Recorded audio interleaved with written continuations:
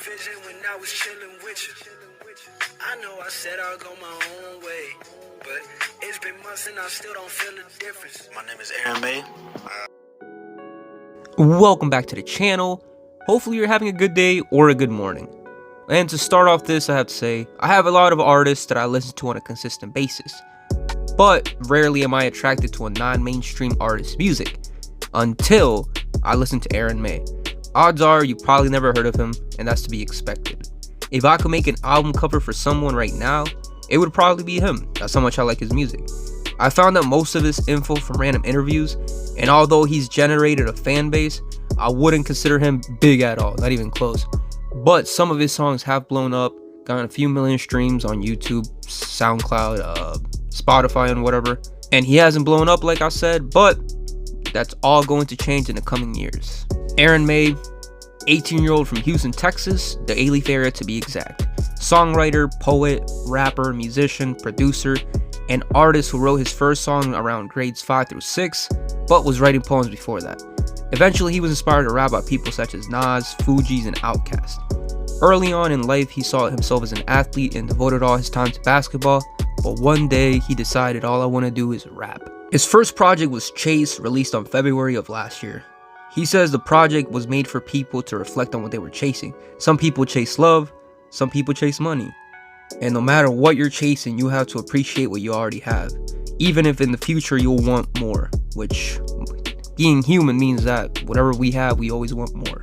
He doubted himself at first and was wondering if he'd ever really make it. But putting everything into his music and staying focused is something you need to do to make it. Aaron talks about putting everything into one thing at a time. When writer's block hits, you just have to sometimes let it sit and come back a few days later stronger, more motivated, and ready to go. I at least feel like I could relate to that a lot, because a lot of the time I burn myself out from drawing. I draw for 2-3 months straight non-stop every single day, then I crash for a whole month because I have no motivation to get back into it. But when I do get back, it's always for longer and longer stretches of times, more and more YouTube videos. So it's a good thing and a bad thing. You just gotta make the best of it. Just stay humble, work hard, and make the best of the situation. It's just a little bit of random facts about him and a little rant and of who he is. Like I said, it's hard putting anything together when there's no info out on him, besides a very few short clips and a freestyle. So let's just talk about music, I guess. Like I mentioned before about the Chase project, it's about that. Chasing something that you believe holds value to you as an individual. I've been a fan of his since March of last year, a month after his album was released. So yeah, I've been a fan for over a year now. Songs that I love the song Let Go, which is basically about that. Letting go of something that isn't good for you. Even though you know it's not good for you, you still try to hold on to it as long as possible. My favorite parts of the song is when he says, I know that actions speak louder than words. The thing about years, they never consistent. I done got paid more than I paid attention. I done felt pain more than I like to mention. Heart on my sleeve till left on the curb. When I smoke on this herb, I ain't make good decisions. And of course he says it a lot better than this. It's just right out of the top of my head. And the song is just that, like a very relaxed kind of mood, but just making you think about life and whatnot and all the decisions you've made. Seeking closure is something many people want and need, but sometimes just letting go is what's best. Don't hear it from me, go listen to the song first when you're done with this video. The song In Love is really like a chilled back, reflecting on life song as well. He's talking about being in love with in the aftermath of the heartbreak and how it affected him. Although he's doing better and has tried moving on, it's still a little bit of him that's missing with his ex, and it hurt him, but one day it'll be better. And slowly the album starts changing into a more upbeat vibe with I'm Good Love.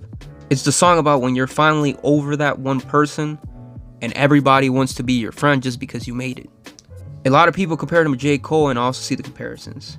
I see it more from a mood and a deep connection that I get from Aaron May's music, just like I get from Cole.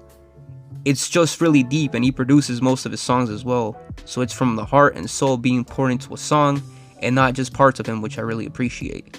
I highly recommend his music in general. I'd probably give him a 4.5 Kanye's out of 5 for his music in general. I just hate how he doesn't have much music out yet, but he is up and coming and new, so let's just wait. I'm gonna tag him on Instagram, hopefully he sees it, and I can have the drawing for him for free if he would like, because I appreciate his music and hopefully he blows up ASAP. And I know I rated the album before I'm even done with it, but that's just his music in general. Most of the songs are really, really good. There's a song Dreams, there's Hope You Make It. I'm assuming he's talking to his ex-girlfriend, saying like, hopefully you make it real far, even though he's not there, just wishes her the best of luck, and so on. And a lot of good songs. So that's it for today. Like I mentioned several times, it was really hard getting any more info on him, but I did what I could. Go listen to Aaron May Chase album before he drops a new album this year. Like, comment, and subscribe. Let me know what you thought. Thanks for watching. Feel free to recommend anything. I'm out.